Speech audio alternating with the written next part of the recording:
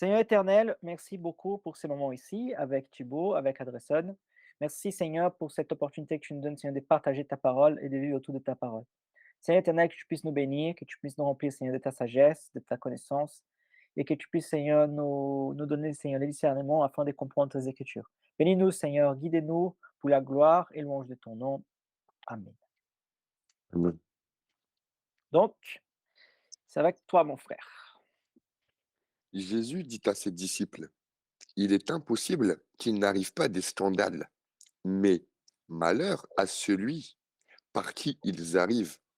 Il vaudrait mieux pour lui qu'on mette à son cou une pierre de moulin et qu'on le jette dans la mer, que s'il scandalisait un de ses petits. Prenez garde à vous-même. Si ton frère a péché, reprends-le, et s'il se repent, pardonne-lui. Et s'il a péché contre toi 7 fois dans un jour, et que 7 fois il revienne à toi, disant, je me repens, tu lui pardonneras. Les apôtres dirent au Seigneur, augmente-nous la foi. Et le Seigneur dit, si vous aviez de la foi comme un grain de sénévé, vous diriez à ce sycomore, déracine-toi et plante-toi dans la mer, et il vous obéirait. Amen. Amen. Attends, verset 7. Qui de vous ayant un serviteur qui laboure au paix des troupeaux lui dira, quand il revient des champs, j'approche vite et mets-toi à table. Ne lui dira-t-il pas au contraire, prépare-moi à souper sans toi, sans toi, et sers-moi, jusqu'à ce que j'ai mangé et bu. Après cela, toi, tu mangeras et boiras. Doit-il de la reconnaissance à ses serviteurs parce qu'il a fait ce qui lui était ordonné? Vous de même, quand vous avez fait tout ce qui vous a été ordonné, dites, nous sommes des serviteurs inutiles. Nous avons fait ce que nous devions faire. Amen. Alors, Jésus se rendant à Jérusalem, passait entre la Samarie et la Galilée. Comme il entrait dans un village, 10 lépreux vinrent à sa rencontre. Se tenant à distance, ils élevèrent la voix et dirent, Jésus, Maître, aie pitié de nous. Dès qu'il les eut vus, il leur dit, allez vous montrer au sacrificateur. Et pendant qu'ils y allaient, il arriva qu'ils furent guéris. L'un d'eux, se voyant guéri, revint sur ses pas, glorifiant Dieu à haute voix. Il tomba sur sa face aux pieds de Jésus et lui dit grâce, et lui rendit grâce, pardon. C'était un Samaritain. Jésus, prenant la parole, dit, les 10 n'ont pas été guéris, et les 9 autres, où sont-ils? Ne sont ne s'est-il pas trouvé que ne s'est-il trouvé que cet étranger pour revenir et donner gloire à Dieu? Puis il lui dit, lève-toi, va, ta foi t'a sauvé. Les pharisiens demandèrent à Jésus quand reviendrait le royaume de Dieu. Et il répondit, le royaume de Dieu ne vient pas de manière à frapper les regards. On ne dira point, il est ici ou il est là, car voici le royaume de Dieu est au milieu de vous. Amen. Amen, amen, merci. Donc, est-ce qu'il y a quelque chose qui vous interpelle dans ce texte, quelque chose que nous avons lu Moi, je trouve il y a quelque chose. Il y a deux choses hein, très fortes, mais je vais dire celle du verset 10 quand Mhm. Jésus nous dit, vous de même, quand vous aurez fait quelque chose que je vous ai dit de faire, dites, nous avons fait, nous sommes des serviteurs inutiles, nous avons fait ce que nous devons faire. Ça veut dire que, enfin pour moi je le comprends, que en fait faire un ordre tout simplement, en fait Heu, certes, ça nous valorise dans notre vie, ça nous aide, mais en fait, on fait rien d'extraordinaire, on fait juste suivre un ordre du Seigneur. Si c'est pas nous-mêmes qui sommes bons. Nous sommes bons car nous pratiquons la parole que nous avons, reçue par Jésus-Christ. Mmh. Je rebondirai sur ça, tout à l'heure. Mon frère Dresson? Oui, alors pour moi, c'est au niveau de la foi. C'est quand il dit que si on avait une foi semblable à un grain de, je sais plus quel arbre. C'est Sénévé, c'est la moutarde. Voilà, c'est ça. Ben, moi, je connais la version avec la moutarde, donc c'est pour ça que ça m'a fait de se lever. Vous diriez à ce sycomore, déracine-toi et plante-toi dans la mer, et il vous obéira. Euh, Mmh. c'est ça, encore une fois, euh, qu'est-ce que qu'est-ce que c'est que la foi ici, quoi? Mmh. C'est ça, quoi, en gros. Parfait, parfait. Non, mais c'est tout à fait intéressant. Bon, je vais commencer par, la question, en fait, que Thibaut et la remarque que Thibaut a fait, qui est tout à fait aussi, c'est une remarque que je voulais vous partager aussi, qui m'a interpellé dans le passage que nous avons lu, qui c'est cette, histoire de le serviteur inutile, d'accord? Il parle, en fait, mon serviteur. Bon, qu'est-ce qu'il entend ici? Le serviteur, il va préparer à son chef un repas et il va faire son travail. Donc, il y était engagé à faire ça, il va faire ce qu'il doit faire. Et donc, après avoir fait ce qu'il devait faire, c'est inutile d'attendre un remerciement. Mmh. Pourquoi? Parce qu'il a fait exactement ce qu'il fait. Et faut avoir cette conscience aussi, cette conscience qui évoque.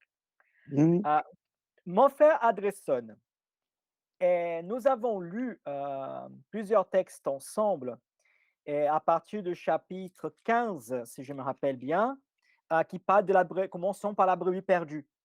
Après parle Mmh. de la drachme perdue et après parle de le père qui, voilà, qui avait 2 enfants, un qui est l'aîné qui reste à la maison, l'autre qui est parti, qu'on connaît comme le fils prodigue. Tu Mmh. vois? Donc le service là de fils qui reste, d'accord? Et de fils qui part. Après, nous voyons aussi la parabole que nous avons lue, la parabole de riche et Lazare, qui c'était le chapitre 16, qui parle en fait du riche voilà, qui était riche, qui dépensait ses biens, et après de Lazare qui est décédé et qui va au sein d'Abraham. Donc c'est intéressant parce que le chapitre précédent, il y va évoquer aussi d'une manière explicite, surtout à partir de fils aînés, la question du service.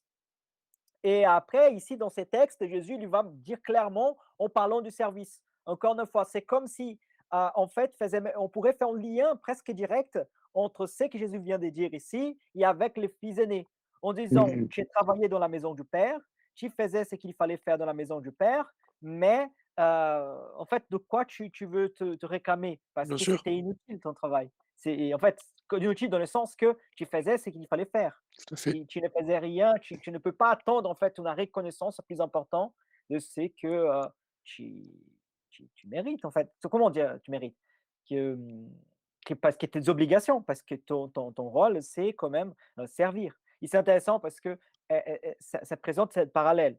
Et juste faire on a en parenthèse, parce que le plus important dans notre relation avec Dieu n'est pas les services, n'est pas le travail.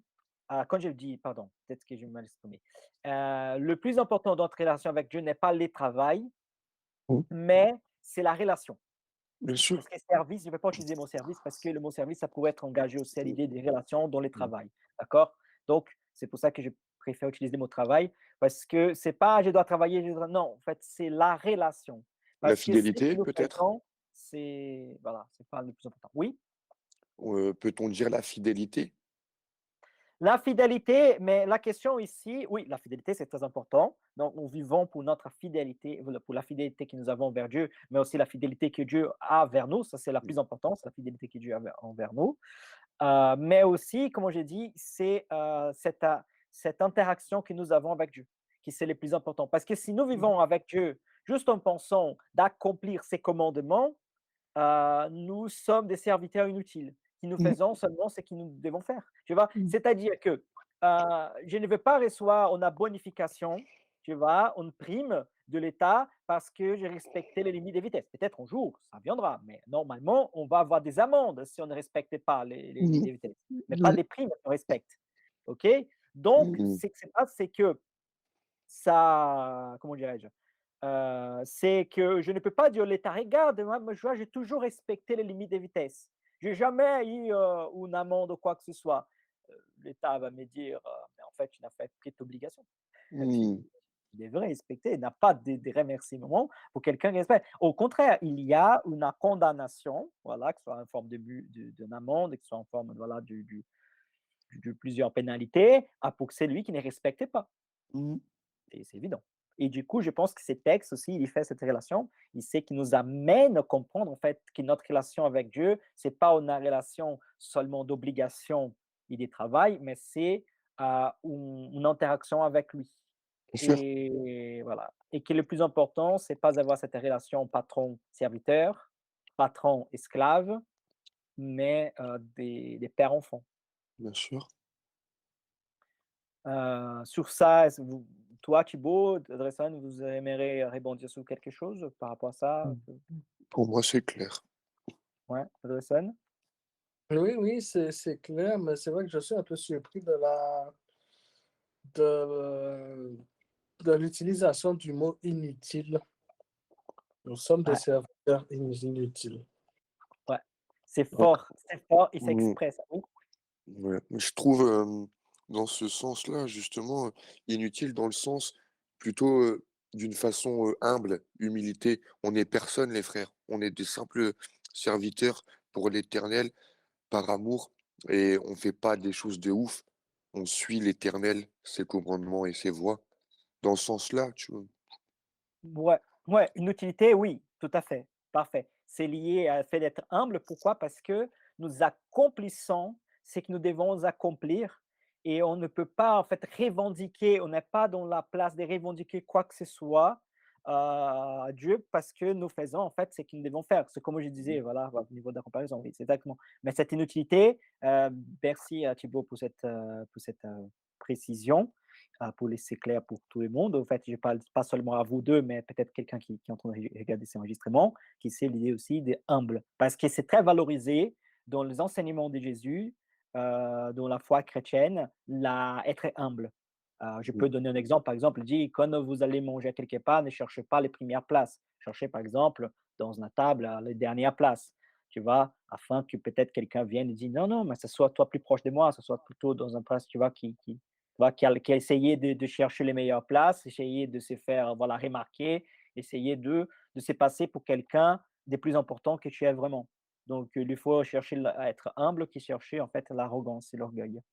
Qui c'est et qui là, en fait, c'est intéressant parce qu'il va totalement au contraire de la cosmovision romaine. Pourquoi? Parce que les Romains ne cherchent pas à être humble. Les Romains cherchent l'orgueil. Les Romains cherchent voilà, être reconnus. Donc, être en fait le pouvoir. Donc, c'est intéressant, cette compréhension et cet aspect. Bon, je vais du coup parler, et rebondir sur ce que tu disais mon frère, Andresson, sur la question de grand D sévère, au grand de moutarde, qui est le verset 6 ici. Si vous aviez la foi comme un grand de sénévé, vous direz à ces sycomores, déracine-toi et plante-toi dans la mer, et il vous obéirait. Ça, qu'est-ce que vous comprenez tous les deux, en fait, par la foi? On a déjà pas mal discuté sur ça, mais c'est important Par ce de voir. verset biblique ou par, Par la foi en général, merci. Par la foi en général et après, qu'est-ce que tu comprends dans ces versets bibliques? Mais en commençant par la foi en général et après on va voir de les spécifiques. Bien relancé, tu vois? ouais, pour moi, je dirais, tout d'abord la foi, c'est, un ressenti personnel à l'intérieur hors de la vue, mais tu ne peux expliquer parfaitement, mais tu peux le ressentir, enfin, tu peux le comprendre en le ressentant, c'est-à-dire que c'est le contraire de ce que tu peux voir. C'est le contraire de, par exemple, ce que tu ne peux pas comprendre rationnellement. Mais c'est cette foi, c'est ce mot-là qui, enfin, c'est ce ressenti que tu vas dire, c'est pas devant moi là, mais je crois. Je crois, c'est vrai, c'est possible. Après, un point de vue, donc là, du verset biblique, Heu, je le comprends qu'en fait, avant, il nous parle du pardon, il dit: «Si ton frère pèche contre toi 7 fois aujourd'hui» et il revient encore 7 fois, et ben, 7 fois fois 77 fois, tu lui demanderas pardon. En gros, pour moi, quand il dit ça, ça veut dire: si toi, là, tu as la foi de pardonner 7 fois ton frère, alors si tu as la foi pour le faire, tu as la foi également pour déplacer, enfin déraciner le sycomore. Mais plutôt à l'inverse, si tu as la force de déplacer le sycomore, toi là, tu as la force de pardonner ton frère 7 fois dans ta journée. C'est la Heu, force pour moi. merci beaucoup mon frère. Adressan, tu aimerais rebondir Ben, sur, oui, en fait, moi, lorsque je vois ça, la foi en général, après tu rentres par les spécifiques. voilà.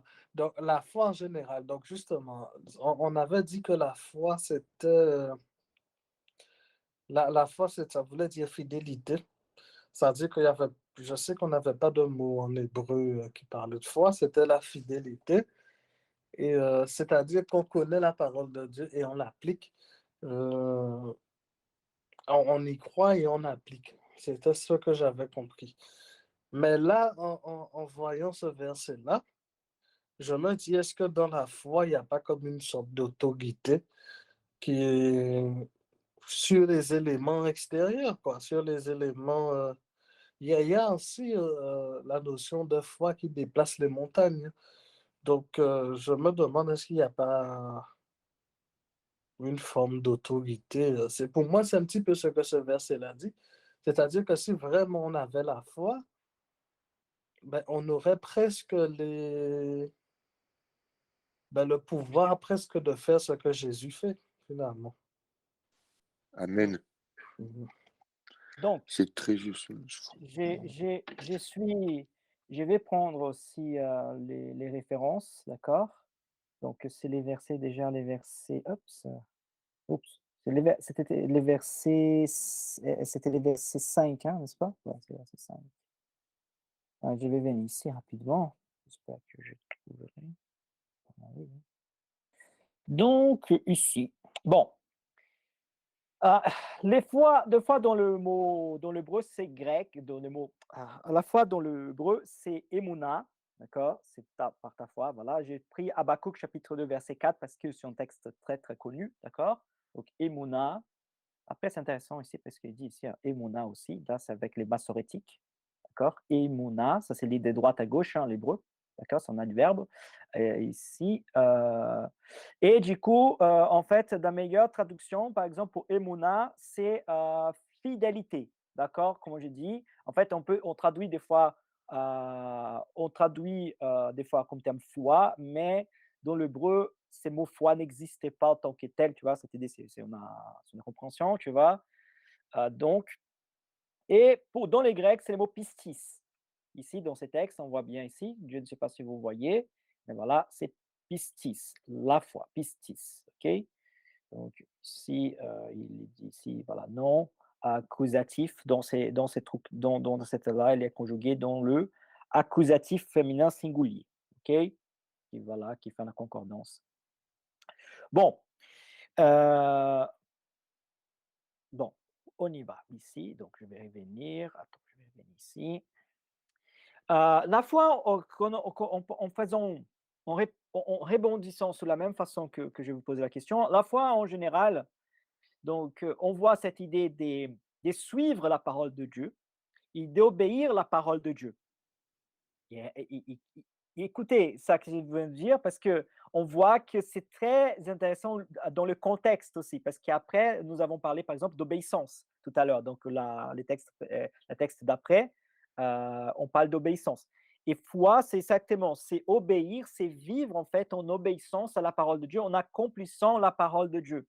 C'est pas seulement croire, parce que c'est tellement mal compris foi, comme dit, ah, c'est croire en Dieu, c'est croire en Dieu. Non, la foi, c'est pas croire en Dieu. La foi, c'est pratiquer la parole de Dieu, c'est vivre la parole de Dieu. Ça veut dire foi, ça veut dire fidélité, vivre pour la parole de Dieu, d'accord? Donc, c'est pour ça que des fois, je dis, même si nous avons certains doutes, c'est pas, des fois, la foi, elle est très associée à certitude. Non, des fois, Mmh. on peut avoir certains doutes, Mmh. pourtant, nous accomplissons et nous vivons selon la parole de Dieu. Ça, c'est la foi. Bien Euh, sûr. la foi, elle n'est pas le contraire de la science, comme malheureusement beaucoup Mmh. de gens Bien pensent, sûr. on enseigne, quoi. Donc, c'est-à-dire que la foi et la science ne sont pas nécessairement contraires. Et on peut être un homme de foi, voilà, et aussi étudier énormément. D'ailleurs, nous, en tant que chrétiens, nous devons étudier de plus en plus la science parce que c'est Dieu est le créateur de toutes choses. Donc, nous avons tout à gagner en étudiant de plus en plus la science et voilà, la chimie, la biologie, tout ça, parce Tout que à ça fait. nous correspond en fait. Et c'est même nos Mmh. commandements en Genèse, dans certains aspects. Et aussi entretenir les mondes, tu vois, Mmh. être pour l'écologie, pas dans la vision politique du monde, mais la vision écologique Mmh. biblique, c'est tout Oui. à fait un commandement, une ordonnance de Dieu. Autre point aussi, c'est que je peux avoir la foi sans nécessairement avoir un ressenti. D'accord? C'est-à-dire, D'accord. je n'ai pas besoin de dire. Je pense que j'ai la conviction. Ça, c'est la foi dans sa, comment dire, dans sa développement, en fait, certaines, comment dire, de certaines façons d'utiliser le mot foi, comme par exemple, disons, foi comme croire. Mais foi dans les sens bibliques, c'est pas nécessairement sentir quoi que ce soit. D'accord. On peut obéir tout simplement. Tu vois, j'ai pas besoin de Mmh. sentir. J'ai besoin D'accord. d'obéir et j'ai besoin de pratiquer. C'est ça, tu vois. Oui. C'est comme l'amour aussi. L'amour, il n'est D'accord. pas au ressenti de la perspective, le mot Mmh. agape n'est pas ressentir, est pratiquer, est D'accord. vivre. Voilà, pour, voilà. Très bien. Donc, c'est-à-dire que si, en faisant la comparaison, le parallèle, hein, si Dieu, par exemple, avait un sentiment, et l'amour que Dieu nous avait été conditionné, le sentiment positif qu'il y a envers nous, Mmh. donc nous serions tous condamnés à l'enfer parce que Oui. aujourd'hui on fait bien plaisir au Seigneur, donc il est très fier, très heureux de nous. Demain on pêche, et bim, nous sommes tous fulminés, Mmh. l'éclair tombe sur notre tête tout de suite parce que non, c'est pas comme ça. Donc c'est-à-dire que l'amour est une décision. Donc c'est-à-dire que Dieu, il est en colère. Ça c'est la façon très humaine que je parle pour que Bien sûr. Dieu, des fois, il est très en colère avec notre comportement, avec ce que nous avons fait. Pourtant, il nous aime toujours. C'est comme, par exemple, un père qui est en colère avec son enfant, mais parce que son enfant fait quelque chose qui les déplaît, qui les déplaît, quoi. Mais son père aime toujours son enfant. Voilà, c'est Bien sûr. important de voir ça. Mmh. Dans ces textes ici, je pense que, comme vous avez dit, je ne sais pas si c'était Thibaut qui a dit ça, qui parlait par exemple des fois dans ces textes, là on vient dans le texte, que c'est lié à la force que Dieu nous donne pour pratiquer les pardons. Mmh. D'accord? Donc, c'est-à-dire que pourquoi il y parle? Oh, regardons bien ici, qu'il associe foi à obéissance. Bien sûr. Bon, on va relire les textes, hein, relire le texte. Regarde, papa, euh, voilà, prenez garde à vous-même. Si ton frère a péché, réponds-le. Et si se répond, pardonne-lui. Et s'il a péché contre toi 7 fois dans un jour, et que 7 fois il vienne à toi, disant, je me réponds, tu lui pardonneras. Donc, pas de chance, hein? Pas de je pardonnerai si. Non, pas Mmh. de chance. Pardonner. Pardonner, c'est pas un sentiment.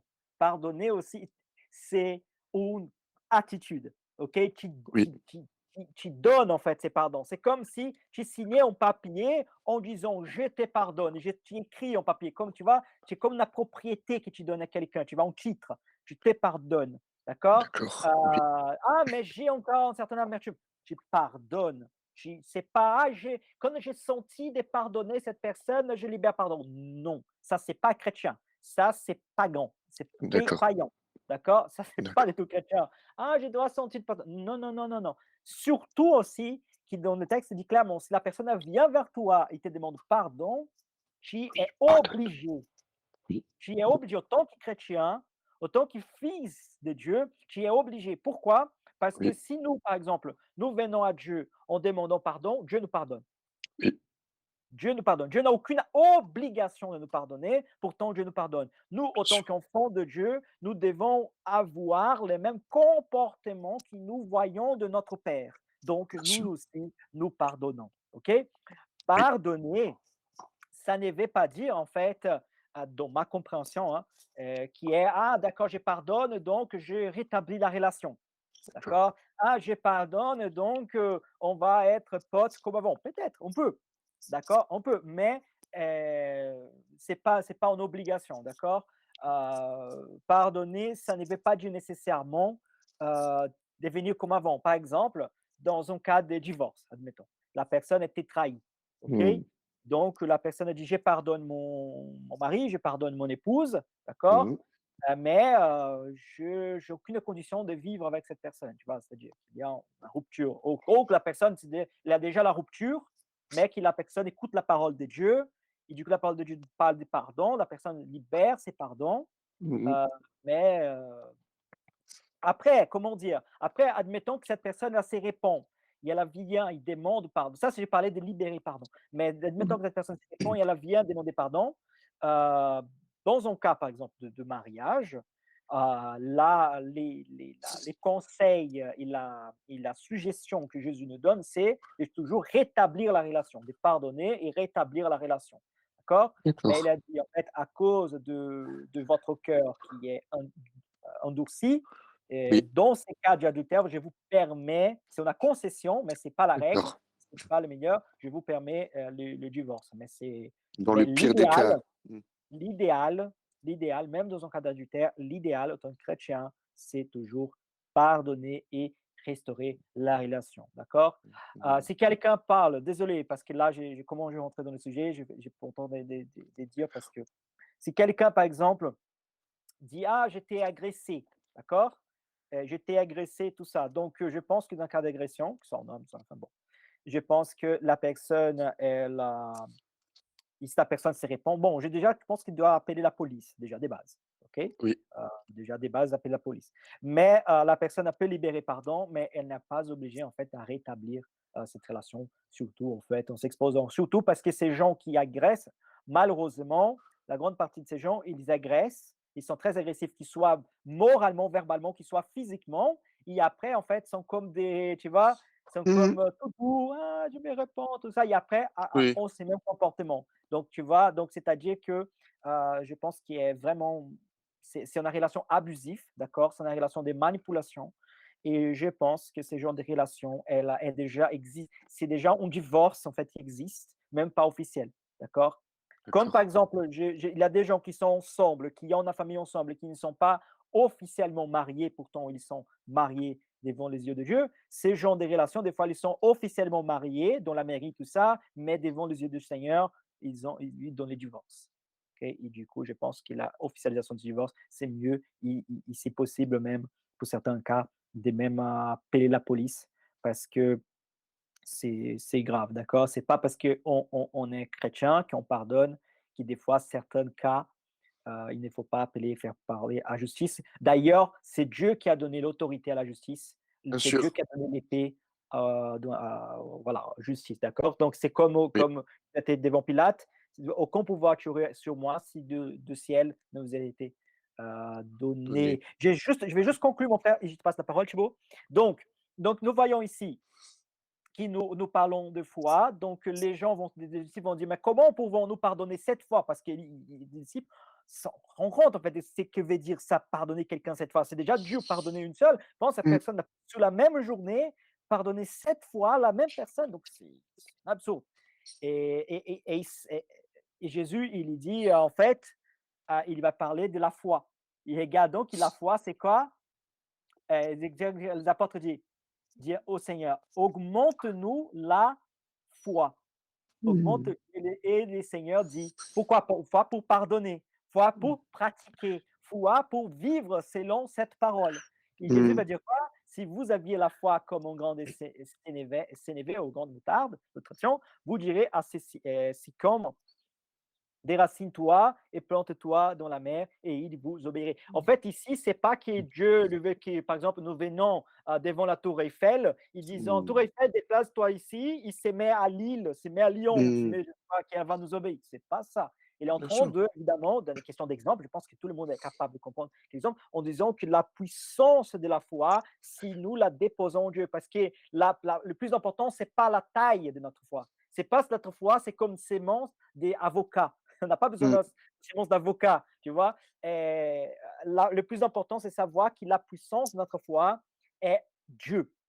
Dieu. Oui. En Dieu, nous pouvons accomplir toutes choses. Parce que c'est pas la puissance, ça vient pas de notre foi en elle-même, mais vient de Dieu qui fait augmenter notre foi, qui nous aide à développer notre foi et la mettre en pratique tous les jours. Et là, mon frère Thibault, je te passe la parole. Et après, mon frère Tristan, si tu veux rebondir, c'est à toi la parole. Oui. Ouais. Ouais, non, là, c'est fort, hein, frère, hein, ce que tu viens d'expliquer, parce que là, j'ai compris vraiment que cette foi-là, il, il est pas nécessairement elle n'est pas nécessairement dans le ressenti. Et tu as donné bah, des bonnes explications. J'ai envie d'ajouter aussi à ce que tu disais. euh, Justement, dans le texte, à la fin, quand Jésus, il dit, lève-toi, va, ta foi t'a sauvé. À cet instant-là, en vrai, la personne, elle n'a rien ressenti. C'est juste parce qu'elle avait foi en Jésus qu'il va sauver, il va guérir. Mais avant même que Jésus guérisse, en vrai, il spéculait, enfin, une sorte de spéculation, tu sais, peut-être que je ressens ça, mais je suis pas. Et c'est ça qui est fort quand même, parce que cette foi-là, en fait, c'est vraiment l'élément.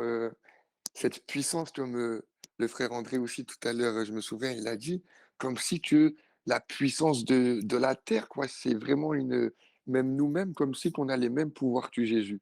Ça veut dire que il nous dit, toi-même là, tu dis aussi comment on fait ça. Bon, c'est pas un jeu, on va pas le faire, mais si vraiment ta foi, tu as, tu peux faire.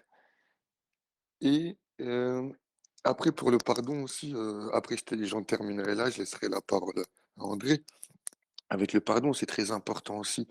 Parce que ce que Hugo, là, il nous a dit, hein, il nous dit, le frère Hugo, que, en fait, le pardon, là, on ne doit pas le chercher pour faire la paix, en vrai. En gros, c'est ça, hein, ce que Hugo nous a expliqué. C'est pas pour une réconciliation. C'est simplement que c'est un ordre. C'est nous, on est pardonné par le Père qui n'est pas pécheur. On est pardonné par Jésus-Christ, le Fils qui n'est pas pécheur, et qui, d'autant plus, a porté le péché en lui pour l'ôter du monde, pour que on n'est plus condamné. Donc ça veut dire si lui-même là, sa nature non pécheresse nous pardonne, nous-mêmes là, on est qui avec une nature pécheresse pour ne pas pardonner quelqu'un qui a la même nature pécheresse que nous-mêmes. Parce qu'en vrai, on est tous hommes, on est tous femmes, et Galates 3, il nous dit, il n'y a plus ni juif, ni grec, ni esclave, ni femme, car vous tous êtes unis en Jésus-Christ. Donc ça veut dire qu'on est exactement les mêmes, en fait. On n'a pas un plus haut, un plus bas. Et ce pardon, c'est pas une forme de réconciliation. Enfin, en tout cas, je l'ai compris comme ça, là.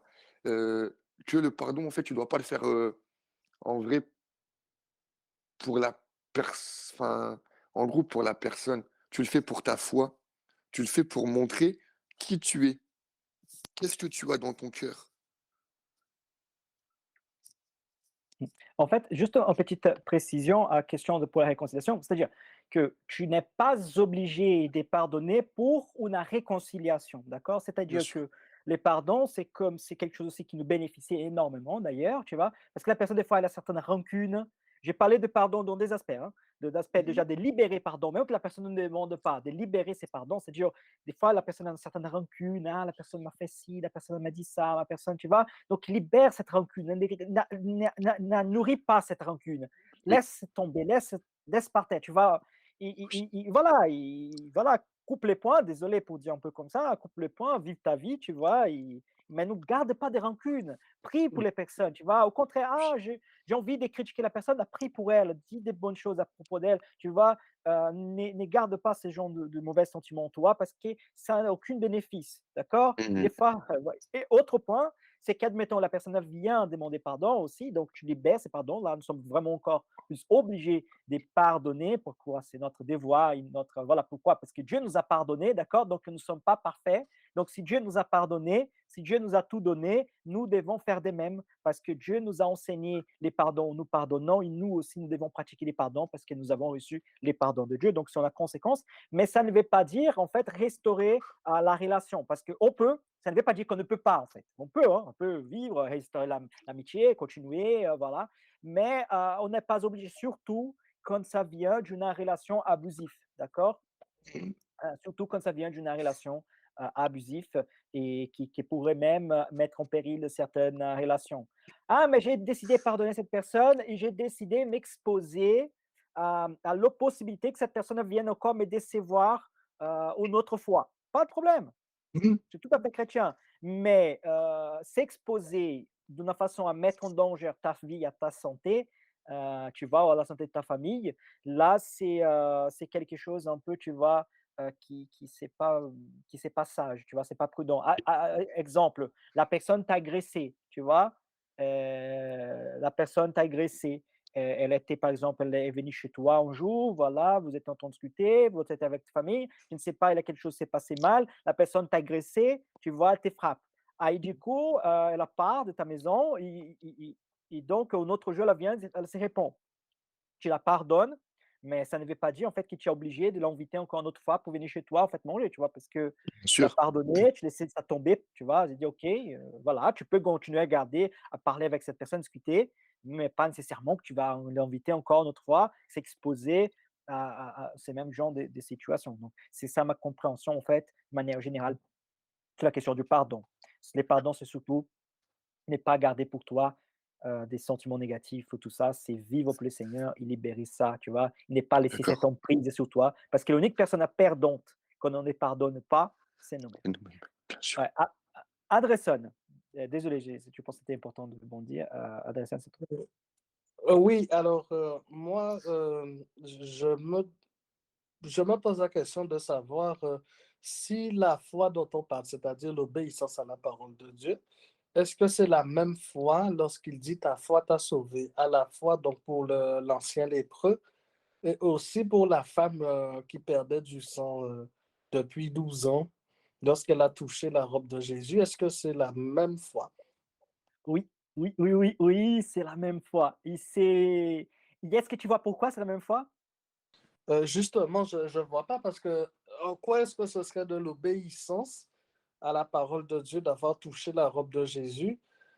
Ou est-ce que, et c'est pareil, pourquoi est-ce que Mmh, le fait de revenir, sachant que oui. Jésus n'avait pas forcément demandé de revenir, Mmh. Ah, euh, parce que C'est en parce que Jésus? la foi a mené ces gens à l'attitude, à bouger, à aller Mmh. vers lui. Tu Oui, vois? oui. C'est-à-dire que la foi, c'était leur motivation, en fait. C'est-à-dire qu'ils ont eu la foi, mais ils n'ont pas gardé cette foi en disant: «Ah, je sais que Jésus peut me guérir et voilà, et je vis ma vie». Non, ils ont dit: «Je sais que Jésus veut me guérir, peut me guérir, va me guérir et je vais vers Jésus». Tu vois? «Je sais que Mmh. Jésus est mon sauveur, il peut me sauver, je vais vers lui». Donc c'est ça la foi, en fait. C'est cette foi qui les stimule et qui fait la personne à bouger, qui fait la personne à voir un comportement. Tu vois? C'est ça, en fait, cette fois, bon, ça après, l'apôtre Paul va bien nous expliquer que cette foi aussi, c'est une action de Saint-Esprit dans notre vie qui amène, voilà, un processus de la régénération, de la transformation, ok? Mais en tout cas, c'est dans la même chose, dans la même aspect, de la même, on va dire, dans la même panier, c'est ça qu'on dit en français, le même Oui. panier, en fait, des aspects de la foi. Oui, Adrien? oui, ben, l'autre, ça veut dire que j'ai toujours eu l'impression que ça correspondait à un.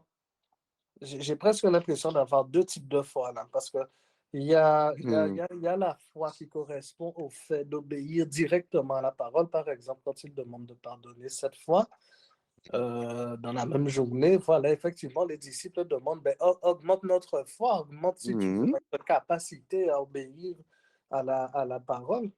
Mmh. Et là, c'est pareil hein, avec Pierre qui essaie de traverser la mer quand il dit Oui. viens, viens jusqu'à moi, quoi. Effectivement, il y a une parole qui est lancée et Mmh. lui, il applique, disons, la parole qui est lancée. Mais ici, j'ai presque l'impression que c'est une autre foi, c'est-à-dire qu'il n'y a pas d'ordre ou de parole clairement Mmh. énoncée, mais c'est peut-être Bien une sûr. parole. Mmh. Peut-être que c'est au fond d'eux, finalement, la Mmh. parole à laquelle Je ils vois. obéissent, finalement. Ouais, peut-être que c'est la même Mmh. chose. Je ne sais C'est pas. intéressant, c'est intéressant ce que le frère ait dit, heu, Ouais. par rapport aux 2 fois. En fait, j'aurais tendance à dire aussi, enfin, à penser, qu'en fait, il y a effectivement donc, la foi des par rapport aux obéissances des enseignements, des Écritures, donc tu fais ci, tu fais ça, tu dois faire ci, tu dois faire ça. Mais après, il y a la foi, je dirais, de notre capacité à nous de faire cela. Ça veut dire, si Jésus, nous, on le voit en face, en vrai, on a foi en lui. Parce qu'aujourd'hui, on ne l'a pas vu, on a eu foi en lui.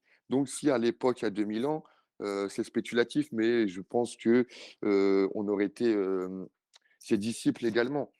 Donc en Oui, face tout de tout à lui, fait, tout à fait, tout voilà, à fait. La foi que nous avons aujourd'hui, c'est la même foi qu'on aurait si voilà. Jésus était devant nos yeux. Ça ne change pas. Pourquoi? Parce que aussi, ça vient de Dieu. Mais ce qui est intéressant, parce que, admettons qu'on va enseigner à quelqu'un, et c'est pour ça que vous avez peut-être dans votre écran là des oiseaux. C'est exprès. Pourquoi? Parce qu'on va dire, quelqu'un qui ne sait pas que ça veut dire le mot oiseau, d'accord? Et du coup, on va dire, je vais vous dire, je vais vous expliquer qu'est-ce que c'est un oiseau. Ah, et du coup, on voit là, par exemple, et on commence à montrer des photos, tu vois. Ça, c'est un oiseau. La personne voit, ça, c'est un oiseau. Mmh. Mais ça aussi, tu vois, ça, attends, ouais, parce que ça, c'est un oiseau aussi, tu vois. Mmh. Donc, ça, c'est un oiseau, tu vois. Et c'est intéressant parce que tu commences à montrer, en fait, plusieurs types de oiseaux. Et tu vois, ah, ça, c'est un oiseau aussi, de la catégorie Oui. d'oiseaux. Et là, par exemple, tu prends celui-ci, tu vois, ça, c'est un oiseau. Et donc, et ça, c'est un oiseau. Ah, ça, c'est un oiseau. Tu vois, et pourquoi je vous dis, ah, mais qu'est-ce que vous voulez parler par là? J'espère que c'est pas ce que Dieu me fait comprendre. Mais en fait, la question, c'est que la foi, Jésus va parler, regarde, la foi, c'est la foi pour pardonner. Mais la foi aussi, c'est la foi pour vous retirer en fait de l'inerce, il vous faire bouger, il vous faire venir à moi. Mais la foi aussi, c'est pour pratiquer la parole de Dieu. Mais la foi aussi, c'est pour prier pour les gens qui sont malades. Donc la foi, en fait, elle est cette grande catégorie. C'est pour ça que je parlais du panier tout à l'heure, Mmh mh. pour montrer en fait des aspects de la foi, d'accord, qu'on ne peut pas forcément délimiter en disant ah oiseau, moi, la foi, elle a comment dire, un oiseau, c'est un animal qui a deux ailes, tu vois, qui normalement qui a des ailes, qui ont un bec, tu vois, tout ça. Mais en fait, il y en a plusieurs formes d'oiseaux. Bien sûr. Et d'accord, la foi, c'est la même chose. La foi, elle a sa caractéristique, tu vois, d'obéir, d'écouter la parole de Dieu, de mettre en pratique, mais elle a plusieurs manières, en fait, d'être appliquée dans notre quotidien et dans Mmh. notre vie, tu vois. Et c'est dans cet aspect. C'est pour ça que je te disais, Andresen, que la foi qui amène les gens, comme amener cette femme, tu vois, qui était malade depuis 12 ans et qui touchait Jésus, les vêtements de Jésus pour être guéri, c'est la même foi qu'il avait Jairus, tu vois, qui demandait Jésus de venir chez lui. Mmh. D'accord? Donc, c'est-à-dire, Jairus a demandé que Jésus vienne toucher sa Mmh fille, mh. et voilà, toucher pour la guérir, venir même à sa maison pour la guérir. Pourtant, la femme disait en fait que Jésus n'avait même pas besoin de la voir, en fait, de Mmh. savoir qui est elle, qui juste en fait de toucher lui, elle s'est guérie. Et que Mmh. la foi aussi, c'est la même pratique de pardonner quelqu'un. Mais la foi aussi, c'est savoir que je suis pardonné de Dieu et que Dieu m'a pardonné. Donc, comment je peux avoir la certitude que Dieu m'a pardonné? C'est parce que je foi en Dieu. Je Mmh. crois que Dieu est fidèle. Et aussi, pourquoi je mets en pratique la parole de Dieu? Pourquoi je mets en pratique certaines choses que Dieu dit qu'il faut faire et des choses que Dieu dit qu'il ne faut pas faire? C'est pas dans la question des relations de permis et interdit, mais on a une relation de comprendre en fait la volonté de Dieu pour ma vie. Et des choses en fait qui vont contre la propre nature et la propre volonté de Dieu pour nous. OK? Donc c'est bien ça sûr, qui c'est aussi obéir, c'est pas un Dieu euh, qui dit en fait, ah, je vais vous punir, je vais vous laisser votre vie plus dure, donc je vais vous donner des obligations à accomplir. Non, en fait, mmh, la loi qui existe, l'obéissance, c'est quelque chose qui est pour notre propre intérêt. C'est nous, bien en fait, sûr, qui nous sommes bénéficiés. Tu vois, c'est comme un professeur qui dit aux étudiants, il faut étudier, il faut réviser. C'est pas pour le professeur, en fait, que ça va bénéficier. Pour le professeur, ça ne change rien. bien sûr, C'est pour les étudiants eux-mêmes qui sont bénéficiés en bossant et en étudiant. bien sûr. Heu, Adresson, c'est à toi. Oui, bon, pardon de rebondir autant, Non, non, mais parfait, c'est ce que tu dis. c'est juste pour dire alors finalement, qu'est-ce pourquoi est-ce qu'on dit que la foi, c'est une ferme assurance? C'est-à-dire que Mmh. c'est particulier quand même, parce que Mmh. ça veut dire que Ass je vois. Mmh. faire ferme assurance de ce qu'on n'a pas vu, Je mais t'écoute. qu'on espère. Mmh. Voilà, donc il y a une forme d'espérance aussi. Non, il n'y a pas une forme d'espérance aussi dans la foi, ou alors c'est un abus de langage. Non, attends. Mmh. Hébreux 11, Hébreux 11. Là, c'est Hébreux 11 et c'est, les versets qui parlent sur ce que tu viens de réciter et que Parce que j'avais ouais, c'est vas-y. comme la femme, hein? Elle Mmh. avait une espérance que si elle touche Jésus, elle sera guérie. Oui, Tu oui, vois, oui, oui, pourtant, oui. elle Oui, n'a pas encore été guérie, elle n'a jamais touché Jésus. Oui, oui. Mais elle Alors avait que cette... Tu vois? bien sûr, alors ouais, que en soi, frères, heu, en soi, la dame, elle avait même pas besoin de toucher le vêtement de Jésus, parce que oui. juste la foi en Jésus suffisait. C'est pas le vêtement qui sauve, c'est Jésus qui sauve, pas qui guérit, pardon, mais qui sauve Oui, aussi. ouais. Là l'Hébreux 11, c'est le texte qui tu cites, je pense que c'est bien ces textes-là qui tu as en cœur, qui dit comme ça: Mhm. «Or, la foi est une ferme assurance des choses qu'on espère et une démonstration de celles qu'on ne voit pas.» Donc, Mmh. autrement dit, on voit ici une ferme assurance des choses qu'on espère. Donc, c'est-à-dire que la personne a la pleine conviction, elle a la pleine certitude, d'accord? Et bon, dans ce cas-là, dans cette impulsivité, tu vois, qui l'amène en fait à sortir en fait de cette de point zéro, ok? Mmh.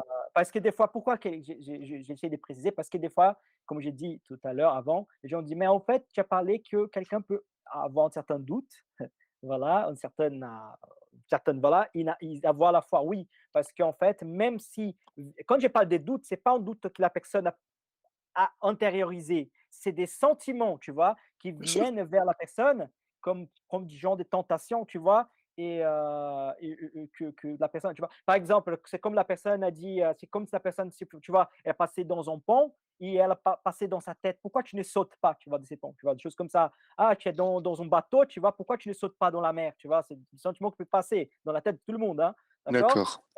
Tu vois, pourquoi tu ne fais pas ceci, pourquoi ce sentiment, ces choses peuvent passer dans la tête de tout le monde, mais ça ne veut pas dire pourtant que la personne va les faire, ok, entre Oui. passer dans la tête, tu vois, entre oiseaux voler sur notre tête et entre oiseaux monter sur notre tête et faire un nid, c'est très différent. Et du coup, c'est pour ça que de ce sens-là que je parle des doutes, en fait, quand nous avons la doute, qui n'est pas au contraire de la foi, c'est-à-dire que des fois, ces sentiments que nous amènent comment dire, à bouger, mais Mmh. qui ne va pas, en fait, nous déstabiliser dans notre croyance et dans notre espérance. D'accord. Donc, je ne peux pas prouver scientifiquement, je ne peux pas démontrer ça voilà, mais j'ai la pleine certitude que c'est vrai. Pourquoi? Parce que j'ai la confirmation dans mon cœur, dans mon être, que la parole de Dieu est vraie. Et ça, c'est la relation, en fait, de tout chrétien né de nouveau. Ça ne veut pas dire qu'on comprend tout ça facilement. C'est pour ça que nous sommes là, d'ailleurs, en train de discuter, en train d'échanger. Et là, on revient encore au texte. Tout ça pour parler de ces textes. Et là, il parle, or, la foi est une ferme assurance des choses qu'on espère. Donc, c'est-à-dire que la Mmh. foi, c'est cette conviction que nous avons. Et une démonstration. Démonstration de quoi? De celle qu'on ne voit pas. Comment démontrer quelque chose qu'on ne voit pas? Comment Oui. démontrer quelque chose qui n'est pas démontrable? Donc, tu vois, c'est cet aspect, en fait, métaphysique, même, si on pourrait dire, notre être. Et après, je vais vous dire qu'après, je vous recommande, surtout toi aussi, mon frère Dresson, de lire Hébreux chapitre 11, que tu verras en fait qu'il va parler des héros de la foi. Donc, il va parler des gens qui, par la foi, ils étaient délivrés, Mmh. mais par la foi aussi, ils étaient morts. Et que la D'accord. foi de l'un, c'était pas plus fort que la foi de l'autre. Que la foi de l'un, c'était pas plus important que la foi de l'autre. C'est juste que Mmh. la foi est la pleine confiance et certitude de vivre en fait en relation avec Dieu. Il Bien y a des sûr. prophètes. Bon, la grande partie des prophètes étaient tous tués. En fait. Donc, Oui. c'est ça que nous pouvons voir clairement que Mmh. c'est la foi en Dieu, que c'est la foi en Christ. Mais mon frère Dresson, est-ce que tu m'aimerais en fait rebondir? Peut-être quelque chose, c'est pas encore clair. Si tu pourrais m'aider, peut-être, pour que je puisse peut-être développer un peu plus. Oui, ben, en fait, je comprends qu'en fait, la foi, ben, elle se manifeste de façon différente. Ben, la définition que tu donnais de la foi me donnait l'impression qu'il y avait toujours, en fait, parce que tu as dit que la foi, c'était l'obéissance à la parole de Dieu, c'est-à-dire, voilà, l'obéissance à la parole de Dieu et son Et application. C'est ça. Bon, application, obéissance. Voilà. c'est Mais, c'est juste intéressant, juste une petite parenthèse. Il y a des gens qui peuvent pratiquer la parole de Dieu sans avoir la foi, par contre. Ça, c'est un autre aspect. ah, Tu vois, ah, c'est pas nécessairement qu'elle est Pardon, frère? obéie, qu'elle a la foi. Il y a des gens qui pratiquent la parole de Dieu sans avoir la foi. Parce C'est qu'il de la pratique comme une obligation. C'est comme, par Ah exemple, oui, là, oui. on Ah oui. vient voilà.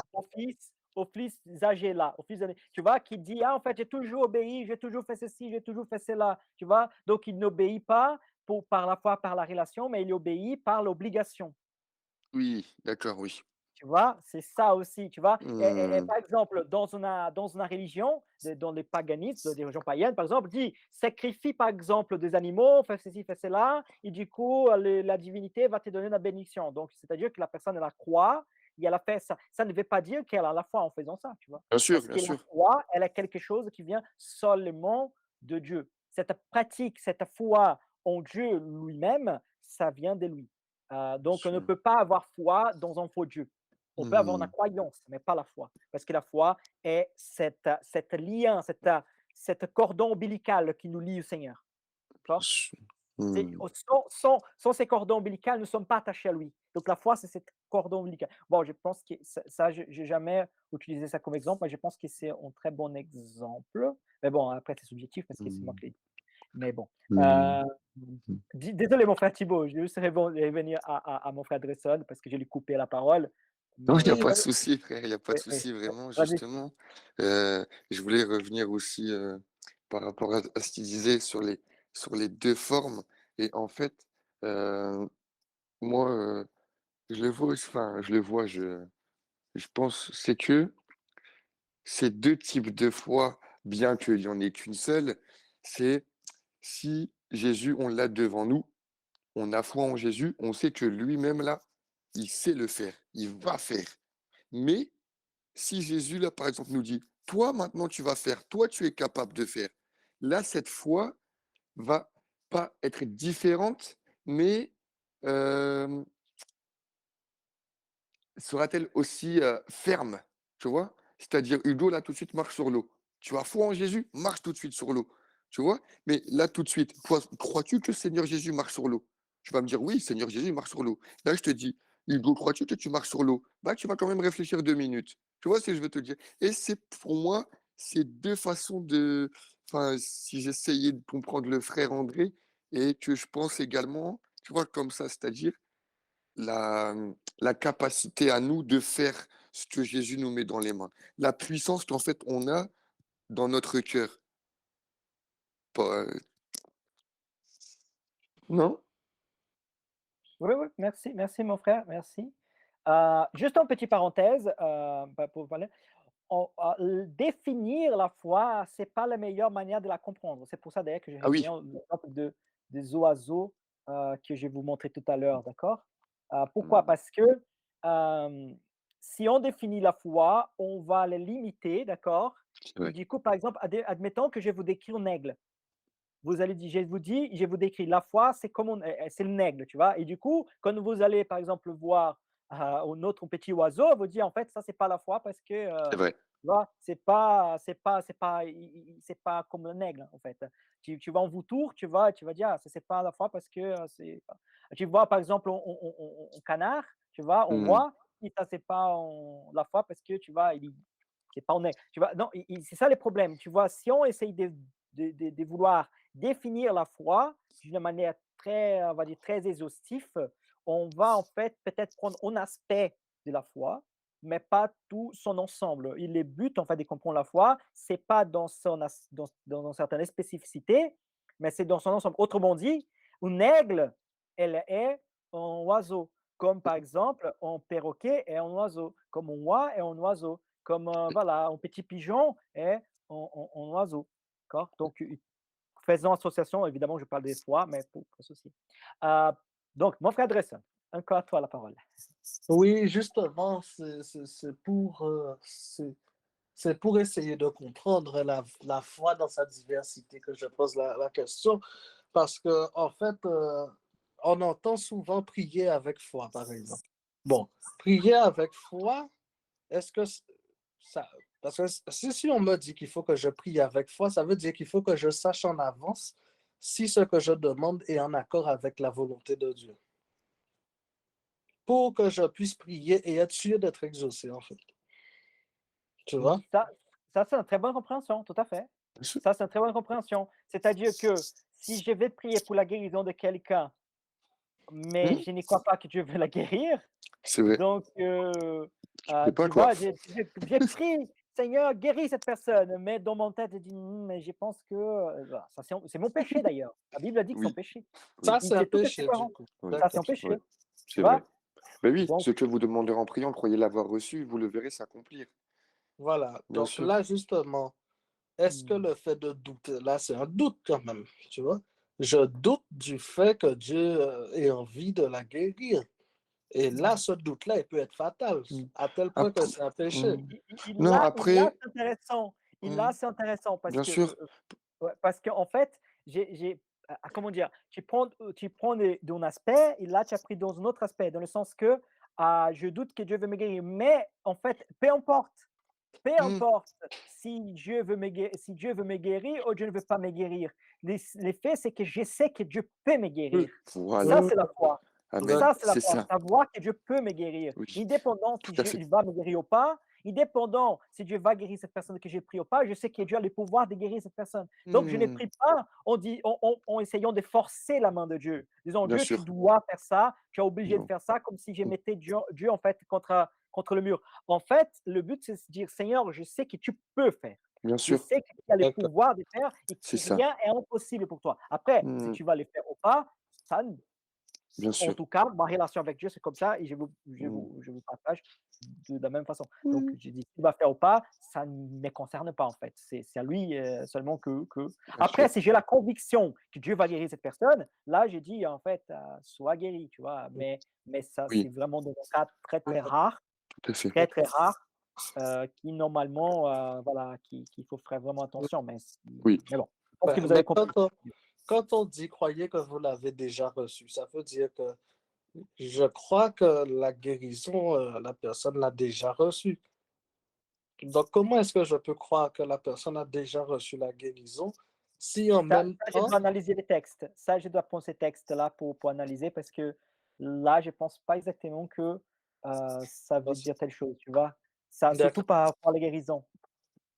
d'accord. Euh, Parce que Mmh, la foi, par exemple, la question du salut, oui, nous avons reçu le salut du Seigneur. Mhm. Et là, c'est sûr, on peut avoir la pleine certitude. Si nous si tu sommes vous morts demandes. aujourd'hui, si un avion tombe sur ma maison maintenant, je meurs, j'ai la pleine conviction que je suis avec Christ. Ah, mais je suis imparfait, je suis un pécheur, je suis plein. Ok, mais Mmh. je suis avec Christ, je suis Après, assuré en Christ. Il est ma est-ce assurance. La meilleure est-ce assurance de vie, c'est mmh, Christ. est-ce que justement quand, il nous est dit: «Croyez l'avoir reçu». Mais le croire, de l'avoir reçu tout de suite dans l'immédiat ou que je vais le recevoir par la sagesse, par la patience? Parce que: «Seigneur, j'ai foi en toi» je crois en toi, je sais que tout est possible à toi, mais en revanche, Seigneur, je ne connais pas ta volonté. Alors, je ne sais pas si ce que je te demande est ta volonté, mais Oui, en mais tout c'est ça. cas, s'il en est ainsi, que je crois, ça va venir. Et s'il n'en est pas ainsi, Seigneur, c'est que tu dois m'apprendre autre chose. Alors, révèle-moi ce que tu dois m'apprendre. Enfin, tu vois? Non, mais je vais prendre un exemple assez banal. Imagine que tu demandes à Dieu une voiture.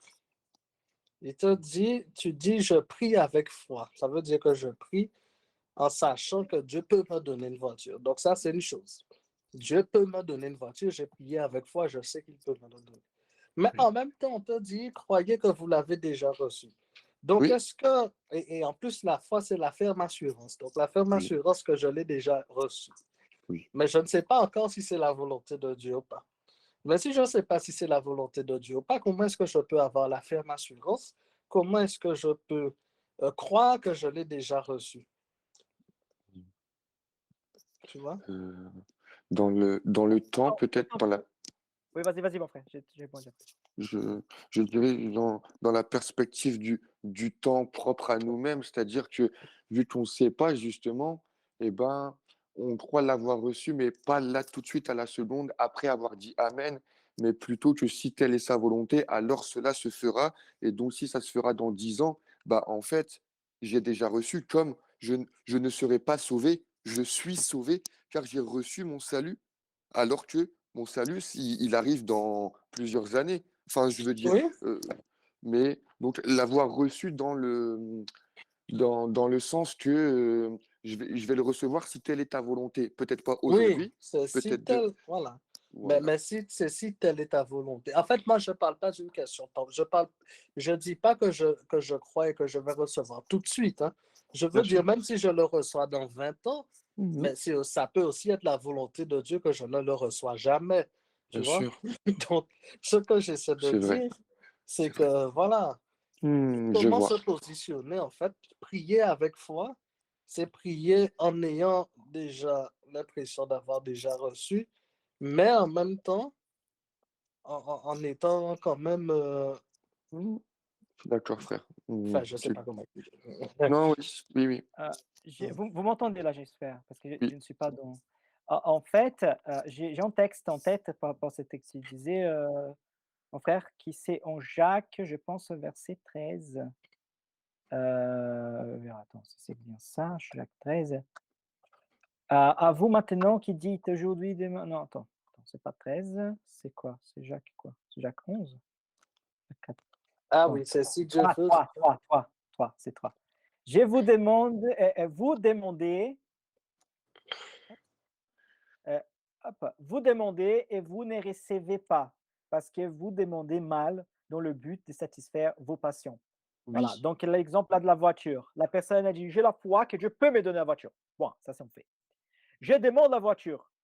Et Dieu récuse. Et j'ai dit, mais quoi, comment Dieu a refusé? J'avais la foi, j'avais la pleine conviction que Dieu peut faire, qui n'est pas limité, pourtant il ne m'a pas donné. Pourquoi, pourtant, bon, on parle des voitures, je pense que c'est très limité, c'est Oui, c'est très très. simple comme exemple, mais c'est un exemple, d'accord? Et du coup, cette voiture, une opportunité pour acheter la voiture, ça n'a pas présenté, les conditions, voilà, c'est pas présenté, la personne se demande, et la réponse que la parole de Dieu nous donne, par à travers de Jacques, par exemple, c'est que vous ne recevez pas ce que vous demandez parce que vous demandez mal. Pourquoi? Parce que vous demandez pour vos propres intérêts, parce que vous demandez en fait pour se bénéficier. Et c'est pas ça le but.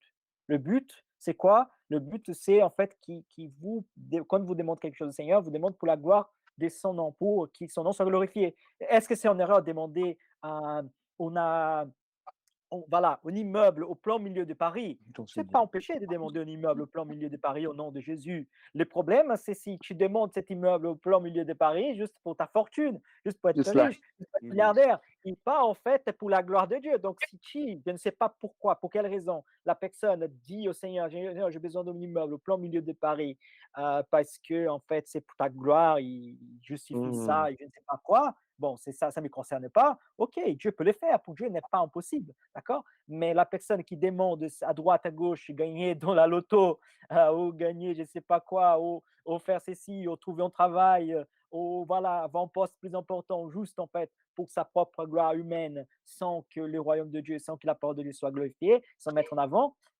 ça ne correspond pas. Donc, les valeurs. Donc, la question, comme je disais, c'est pas seulement avoir la conviction, d'accord? Mais c'est aussi comprendre notre motivation.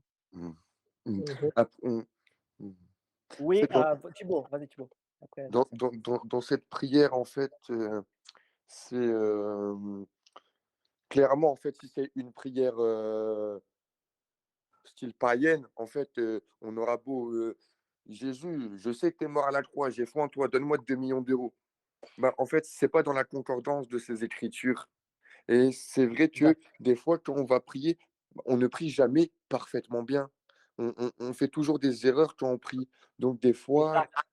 voilà, je dirais cela. Oui. Bon, j'ai pris l'exemple de la voiture, c'était pour être, c'était pour être terre à terre. C'est un très bon exemple. C'est un très bon Oui, oui. exemple. Je Bien pense que sûr. c'est clair pour tout Et le monde. voilà, j'ai pris cet exemple-là, mais ça peut être la guérison, ça peut être le fait de sortir du péché, ça peut être plein de choses, hein. Et Il y a pourtant, des de fois, on ne maladies sent pas, tu vois, tout Il de a des suite. maladies qui c'est pour la gloire de Dieu, hein, comme l'apôtre Paul même. Il a Mhm. prêché. Et l'apôtre Paul, on ne peut pas dire que l'apôtre Paul n'avait pas la foi. Voilà. Pourtant, il demandait au Seigneur d'être guéri. Oh, je ne sais pas, c'est guéri. Il parle qu'il avait une épine dans sa chair.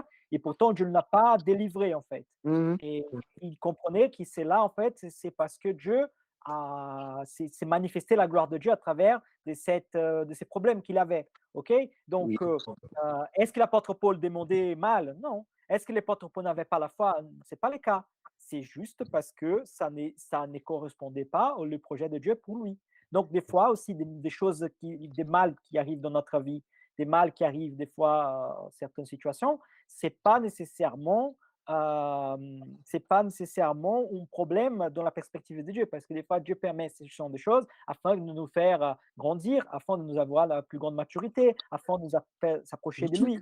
Donc, le problème, c'est que nous tous, sauf si vous êtes différents, mais j'ai dit mais que nous tous, on ne veut pas souffrir.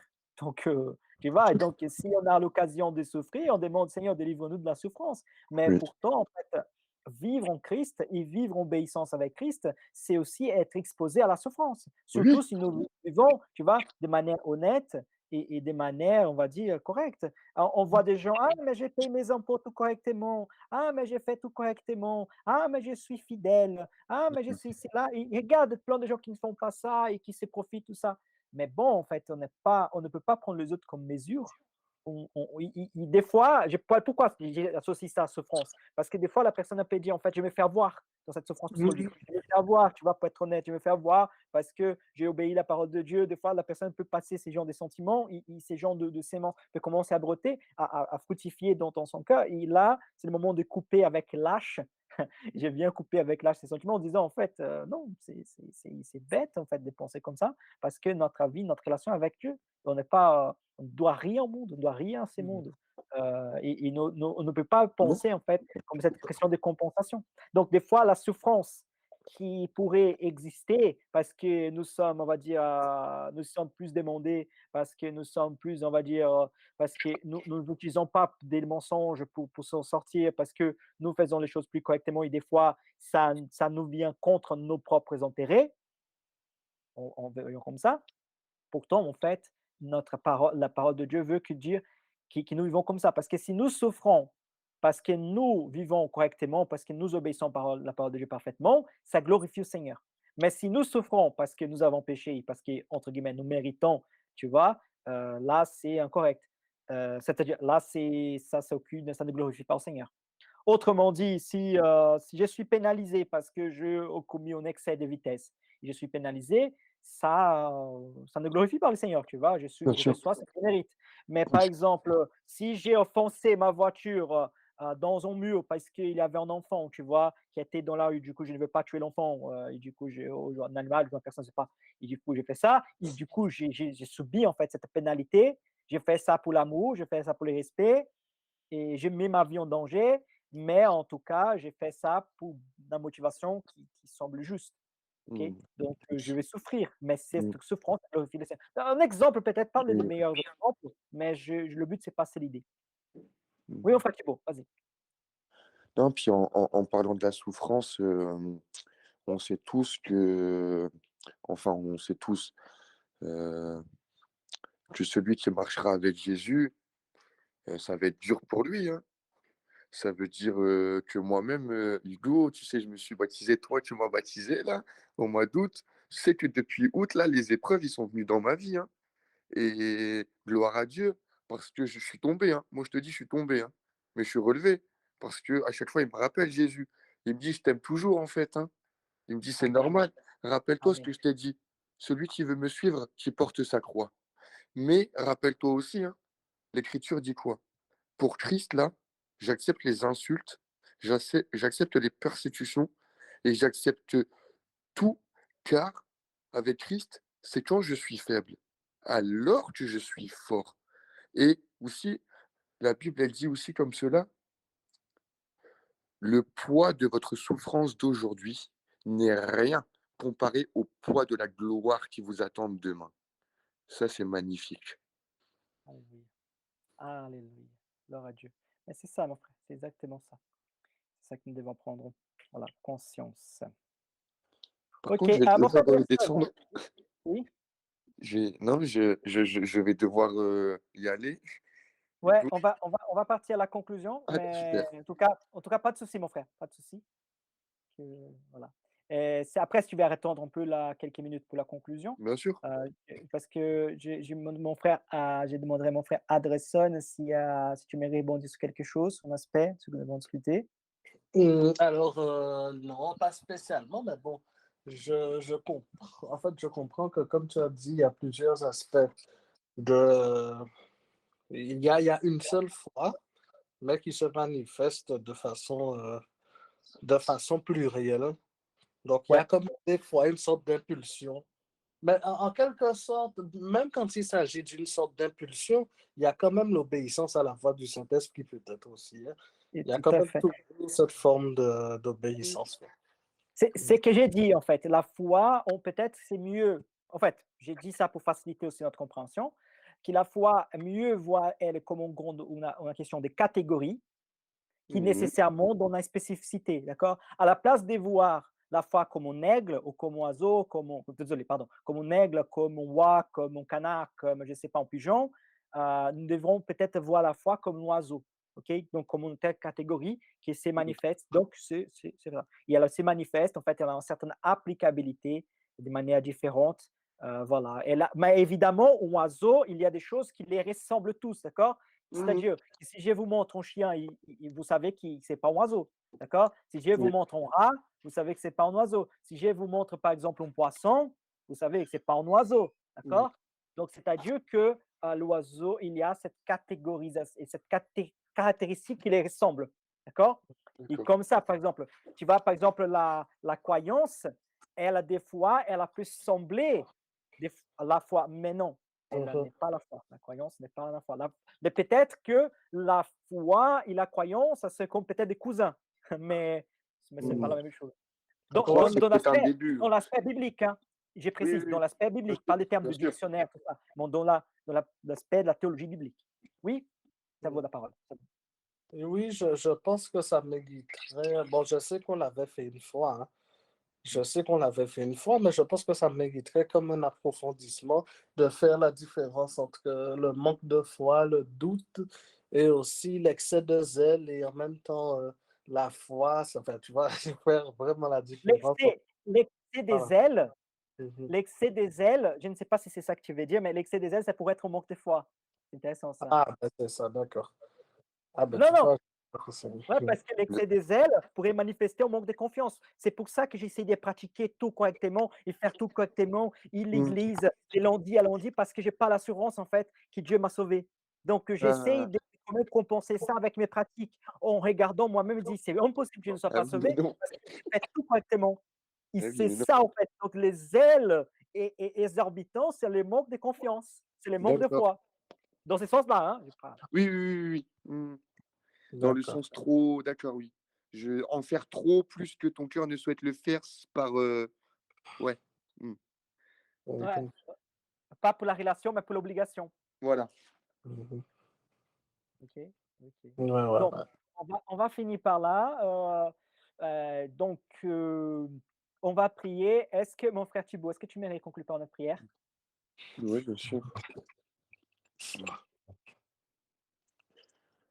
Père éternel, nous te remercions pour ce moment. Nous venons t'adorer et te remercier pour ce moment. Alors merci beaucoup Seigneur pour ce partage sur cette plateforme ce soir avec le frère André et avec notre pasteur Hugo.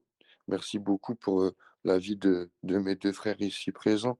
Merci beaucoup Seigneur pour les enseignements que tu mets dans la bouche de notre frère.